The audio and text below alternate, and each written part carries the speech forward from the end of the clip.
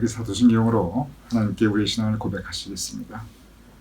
전능하사 천지를 만드신 하나님 아버지를 내가 믿사오며 그 외아들 우리 주 예수 그리스도를 믿사오니 이는 성령으로 잉태하사 동정녀 마리아에게 나시고 본디오 빌라도에게 고난을 받으사 십자가에 못 박혀 죽으시고 장사한 지 사흘 만에 죽은 자 가운데서 다시 살아나시며 하늘에 오르사 전능하신 하나님 우편에 앉아 계시다가 저리로서 산자와 죽은 자를 심판하러 오시리라.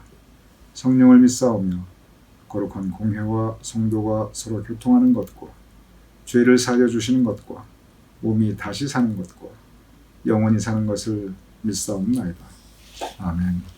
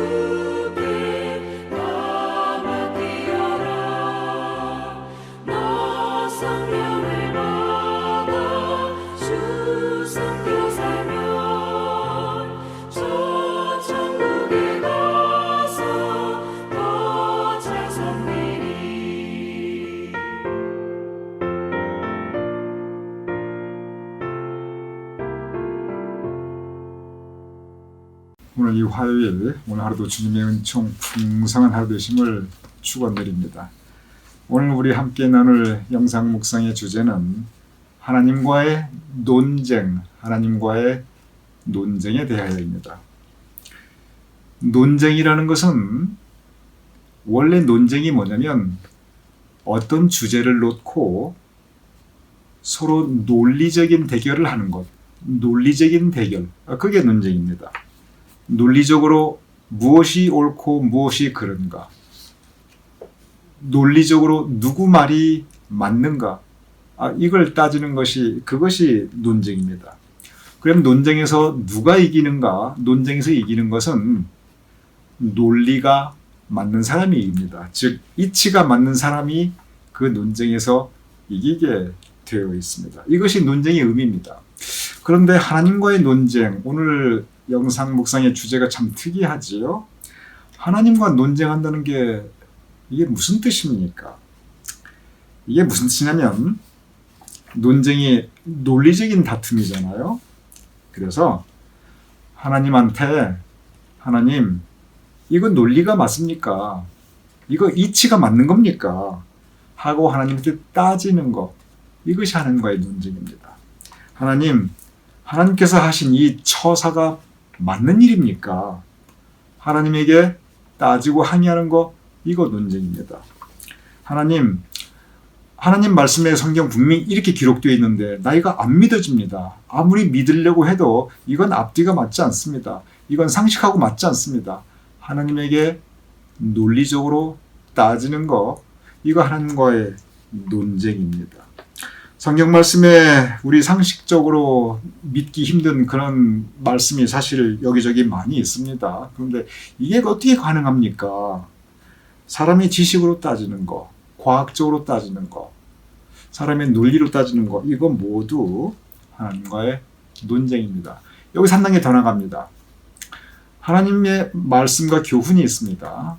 그런데 우리가 살면서 살아가는 우리의 삶의 체험이 있습니다. 우리가 겪게 되는 삶의 현실이 있습니다. 그런데 하나님, 성경 말씀에는 분명히 이렇게 되어 있는데 살아보니까 이건 성경 말씀하고 좀 다릅니다. 어떻게 하나님 이렇게 말씀하셨는데 세상에 이런 일이 일어날 수가 있습니까? 하고 현실에서의 그 주제를 하나님께 따지는 것, 이 역시 하나님과의 논쟁입니다. 토마스 아 캠피스는 우리 믿는 사람들이 믿노라 하면서도 의외로 하나님께 이렇게 따지는 일, 하나님과의 논쟁을 참 많이 한다고 우리에게 말씀하고 있습니다. 그러면서 이렇게 얘기합니다.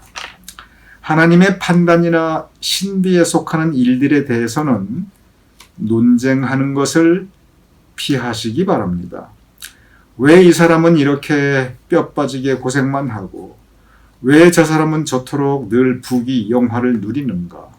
왜 이 사람은 버림받고 왜 저 사람은 선택받는가? 왜 이 사람은 은혜를 못 받고 왜 저 사람은 그토록 큰 은혜를 받는 것인가? 등등의 이런 일들은 모두 인간의 능력을 벗어나는 것이기에 인간의 이성으로 아무리 논쟁을 해도 하나님께서 왜 그렇게 하셨는지 알 수 없습니다. 몇 가지 예를 들었죠. 여러분, 하나님 왜 저 사람은 착한데 저렇게 고생합니까? 왜 저 사람은 나쁜데 저렇게 부귀영화 누립니까? 아니 하나님 왜 저 사람은 버리시고 이 사람을 택하셨습니까? 왜 이 사람은 이런저런 은총과 은혜를 하나님에게 듬뿍 받고 저 사람 못 받습니까? 이렇게 우리가 성경 말씀이든지 삶의 현실이든지 도저히 우리가 이해가 안 되는 것들이 많은데 그것을 하나님께 따지고 항의하는 것 다 하나님과의 논쟁이라는 것입니다. 사람이 왜 하나님과 논쟁을 하느냐? 여러 가지 이유가 있습니다. 첫째는 이해가 안 되기 때문에 그렇습니다. 아무리 이해를 하려도 우리의 상식과 우리의 논리로 이해가 안 돼요. 그러니까 하나님께 따지게 되는 거죠. 또 어떤 경우는 그냥 영적 호기심 때문에 그럴 수도 있어요.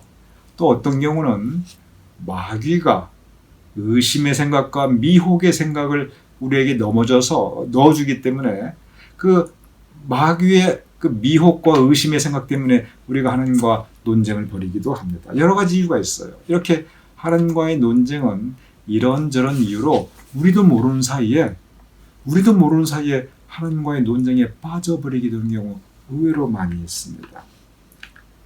결과적으로 하나님 왜 그렇게 하셨습니까? 하나님 이건 뭡니까? 하나님 왜 나에게 왜 하나님 앞에 이렇게 왜 하고 따지고 그리고 하나님 앞에 의문을 제기하는 것, 이 모두가 하나님과의 논쟁입니다. 알게 모르게 우리가 이미 많이 하고 있습니다. 그러면 내 마음에 그런 논쟁이 생길 때 이건 논쟁을 꼭 내가 하고 싶다고 하는 게 아니라 내 마음에 자연스럽게 떠오르는 그런 왜 이거 모두 하나님과의 논쟁으로 토마스 아 캠피스는 우리에게 말하고 있는 거예요. 그럼 이렇게 원하든 원하지 않든 우리 마음속에 하나님과의 논쟁이 생길 때 이때 어떻게 해야 되는가? 토마스 아 캠피스께서 아주 구체적인 성경 말씀을 제시해 주십니다. 시편 119편 137절인데 이렇게 되어 있습니다. 여호와여 주는 의로우시고 주의 판단은 옳으니이다. 주의 판단은 전적으로 참되고 의로우니이다. 오늘 주제가 하나님과의 논쟁에 대하여입니다. 하나님과의 논쟁에 대하니까 이 뭔가 좀 논리적인 설명이나 논리적인 그런 그 결론이 있기를 사실은 저도 기대했는데 그런데 하나님과의 논쟁에 대한 결론은 의외로 간단합니다. 뭐가 결론이냐면 그냥 믿고 그냥 순종하라 이거예요. 너무 간단하죠? 하나님과 따지려고 하지 말라. 그냥 믿고 그냥 순종하라. 어차피 우리가 이해할 수 없다는 거예요. 토마스 아켄피스는 그거 어차피 우리가 이해할 수 없다. 왜 백날 해보라 그거예요. 어차피 우리가 이해 못한다는 거예요. 제가 우리 성도님께 늘 드리는 말씀 중에 하나가 사람의 영역이 있고 그리고 하나님의 영역이 있습니다. 우리가 알 수 있는 이성의 영역이 있고 그리고 우리가 알 수 없는 신비의 영역이 있어요. 이게 전부 신앙의 세계에 다 포함돼요. 이게 영적인 세계도 다 그렇게 되어 있습니다. 사람의 영역이 있고 하나님의 영역이 있고 이성적으로 알 수 있는 그러한 이성의 영역이 있고 그리고 이성적으로는 도저히 알 수 없는 신비의 영역이 있어요. 그런데 하나님의 영역에 대해서는 그냥 믿고 그냥 순종하는 것이 항상 제일 좋습니다. 그리고 신비의 영역에 대해서는 어차피 그 신비거든요. 절대 몰라요. 과학이 아무리 발달해도 그거 알 수 없습니다. 신비니까. 그런데 그 신비의 영역은 그저 신비 그 자체로 우리가 받아들이는 것이 그것이 가장 좋습니다. 토마스 아켄피스도 결국은 같은 말씀이 있어요. 어차피 우리 모른다. 이해할 수 없다. 그러니 믿고 순종하자. 토마스 아켄피스가 그러면서 이런 말씀을 합니다. 제가 읽어보겠습니다. 하나님의 판단은 사람의 지각과 이성으로 이해할 수 없기 때문에 당신은 그것을 논쟁의 대상이 아니라 경외의 대상으로 삼는 것이 마땅합니다. 논쟁의 대상이 아니라 경외의 대상으로 삼는 것이 마땅합니다. 우리가 신앙생활 하면서 이해가 안 되는 부분이 참 많이 있습니다. 어떤 부분은 우리가 그냥 지나가서 그렇기도 하고 어떤 부분은 그것이 내 마음에 바더가 되지 않아서 그게 문제제기가 되지 않아서 그럴 수도 있지만 그러나 적지 않은 경우 우리가 이해가 안 되고 나도 모르게 왜 이러한 하나님 앞에 질문을 할 때가 적지 않습니다. 성경 말씀도 이해가 안 되는 가르침이 많이 있고요. 할 수 없는 가르침도 있고요. 현실 가운데 우리 삶의 일상에서 정말 이해가 안 되는 그런 일들도 생깁니다. 하나님의 말씀과 다른 일들도 실제 생깁니다. 그런데 그러한 일들이 논쟁의 대상이 아니라 경외의 대상. 하나님, 나는 모릅니다. 그러나 거기에 하나님의 뜻이 있으시겠죠. 하나님의 뜻이라면 나는 믿고 따르겠습니다. 그대로 받아들이라는 겁니다. 그리고 믿고 순종하라는 겁니다. 우리 기독교 역사를 보면 우리 캐톨릭과 개신교가 참 많이 싸웠어요. 그냥 이렇게 논쟁하고 싸웠느냐 아니에요. 죽고 죽였어요. 하나님은 사랑의 하나님이시거든요. 우리가 지난주일 함께 우리 말씀 나눴죠. 하나님은 분명히 사랑의 하나님이십니다. 그런데 그 사랑의 하나님을 믿는 캐톨릭과 개신교가 서로 사랑하는 건 고사하고 서로 미워하고 증오하고 서로 복수의 복수 혈전을 벌입니다. 하나님은 공의의 하나님이시거든요. 정의를 세우신 하나님이에요. 그런데 그 정의의 하나님을 믿는 캐톨릭과 개신교가 정의는 아무 상관없고요. 힘과 폭력, 그 폭력이 이 지배하는 그러한 이 세상을 펼쳐나갔어요. 하나님은 긍휼의 하나님, 불쌍히 여기신 하나님이거든요.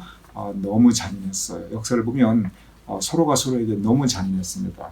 6.25만큼 잔인했어요. 하나님은 우리가 지난주에 말씀드렸지만 기다리시는 하나님이시거든요. 우리도 기다려야 되거든요. 그런데 갈등이 생길 때 기다리는 게 어디 있어요. 곧바로 전쟁 벌였습니다. 우리가 역사 가운데 이거 너무나 잘 알고 있습니다. 캐톨릭과 개신교가 물론 여러 가지 싸운 이유가 있어요. 그 이면에는 추악한 어떤 현실 세계에서의 이권도 있어요. 근데 적지 않은 경우는 뭐냐면 이 하나님에 대한 논쟁, 이 교리적인 차이, 이 부분이 참 많이 있었습니다. 이렇게 믿는 것이 옳다. 아니다. 저렇게 믿는 것이 옳다. 하나님은 이런 분이다. 아닙니다. 하나님은 이런 분이시다. 성경의 이 말씀은 이런 뜻이다. 아니다. 그 말씀은 이런 뜻이다. 이 교리가 옳다. 아니다. 이 교리가 옳다. 그런 부분들은 사실 하나님께서 판단하실 일이거든요. 왜냐하면 하나님의 영역이니까. 그건 우리 인간의 영역이 아니에요. 하나님의 영역이에요. 그리고 그 부분은 신비의 영역입니다. 그런데 하나님의 영역을 사람들이 판단했어요. 신비의 영역을 힘의 논리로 지배하려고 했습니다. 그러니 늘 결과적으로 전쟁이 벌어졌지요. 물론 이제 토마스 아 캠피스는 종교개혁 그 이전의 분이십니다. 그러니 이분이 사셨을 때는 개신교가 없었어요. 그러나 캐톨릭과 개신교만 싸웠냐? 여러분 역사를 보면 절대 그렇지 않습니다.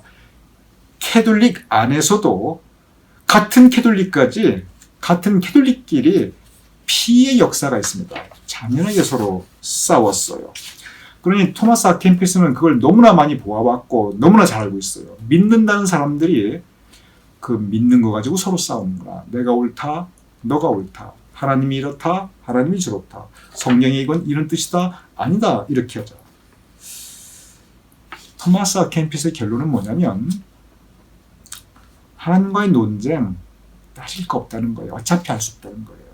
아까 그 말씀 그대로입니다. 그대로 믿자, 그대로 순종하자. 나도 모르고 당신도 모르고 어차피 우리 그런 거 왜 백날 해봐야 뭐가 원래 해봐야 우리 다 모른다는 거예요. 그건 어차피 하나님께서 알아서 하실 일이니 그건 하나님께 맡기고 우리가 할 수 있는 일이 있다는 거예요. 하나님이 분명히 말씀하신 거 착하게 살아라, 선하게 살아라, 서로 사랑하라. 우리 서로 그런 일에 신경 쓰자. 이것이 토마스 아 캠피스의 결론입니다. 따질 거 없다. 하나님께서 우리에게 명령하신 그 말씀 순종하며 살자. 그러면서 토마스 아 캠피스가 결론으로 무슨 말씀을 하냐면 이것이 결론입니다. 겸손한 사람들이여 기뻐하고 즐거워하시기 바랍니다. 당신이 낮아진 모습으로 살아간다 해도 진리 안에서 행한다면 하나님의 나라는 당신 것이기 때문에 그렇습니다. 결국 하나님과의 논쟁을 하지 않고 왜 하지 않고 에휴, 이해가 안 되는 일이 생겨도 받아들이고 우리 믿음 가운데 그 부분을 그래 이것이 하나님의 뜻이라면 어쩔 수 없지 순종하고 이러한 자세는 겸손하지 않으면 할 수가 없다는 거예요. 그래서 다시 원론으로 갑니다. 우리 겸손하자. 우리 더 낮아지자. 겸손한 사람들이요. 비록 세상 사람들이 볼 때 당신들은 참 속도 없다 생각할지 몰라도 기뻐하고 즐거워하시기 바랍니다. 당신이 그렇게 낮아진 모습으로 살아간다 할지라도 남들이 보기에는 생각이 없는 사람 같아 할지라도 그러나 당신이 진리 안에서 행한다면 하나님의 나라는 당신의 것입니다. 처음에 하나님과의 논쟁에 대하여 그래가지고 대단한 말이 나올 줄 알았어요. 근데 결론은 우리 하나님 앞에 겸손하자. 이게 결론입니다. 근데 가만히 생각해 보니까 그 말씀이 맞아요. 하나님 앞에 겸손해야 됩니다. 그리고 사람 앞에 겸손해야 됩니다. 하나님 앞에 겸손할 수 있을 때 그때 하나님의 영역은 이것은 하나님의 영역이다. 우리가 그대로 경외할 수 있습니다. 우리가 겸손할 때 신비의 영역은 신비의 영역이다. 그 신비의 영역에 감히 우리가 칼질하지 않아요. 정말 겸손할 때 우리가 하나님 믿고 하나님 따를 수가 있습니다. 그런데 살아가면서 왜 여러분 이거 하지 말라 아니에요. 이럴 때 분명히 생겨요. 이것은 피할 수가 없어요. 심지어 예수님께서도 나의 하나님 어찌하여 나를 버리셨나이까? 어찌하여 나를 버리셨나이까? 왜? 예수님께서도 그러셨어요. 예수님도 하나님과 논쟁하셨습니다. 그러니까 우리 삶 가운데 하나님과의 논쟁은 자연스럽게 다가와요. 문제는 뭐냐면 그 다음입니다. 예수님께서 분명히 전형적인 하나님과의 논쟁을 하셨지만 왜 분명히 하셨어요. 그런데 오늘 토마스 아 캠피스가 말했던 낮아진 모습, 겸손한 모습. 예수님께서는 한없이 낮아지시고 한없이 겸손해 주셔서 하나님의 뜻에 그대로 내어 맡기십니다. 그래서 얼만큼 낮아지시냐면 무덤까지 들어가십니다. 시신이 되어 무덤에 들어가실 정도로 낮아지십니다. 하나님의 뜻에 내어 맡기는 것입니다. 그러할 때 하나님의 뜻은 이루어집니다. 그리고 그러할 때 다시 하나님께서 예수님을 부활시키셔서 우리 모두의 구원자로 다시 우리와 함께 있게 하십니다. 그래서 오늘 이 말씀, 우리 하나님 앞에 겸손하자.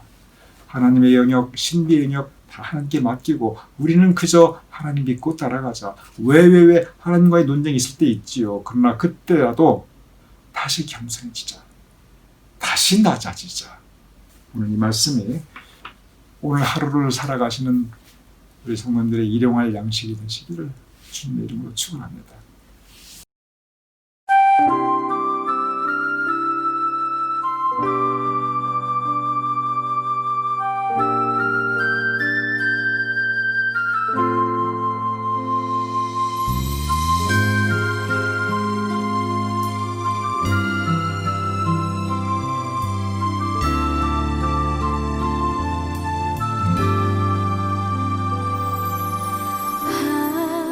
하나님의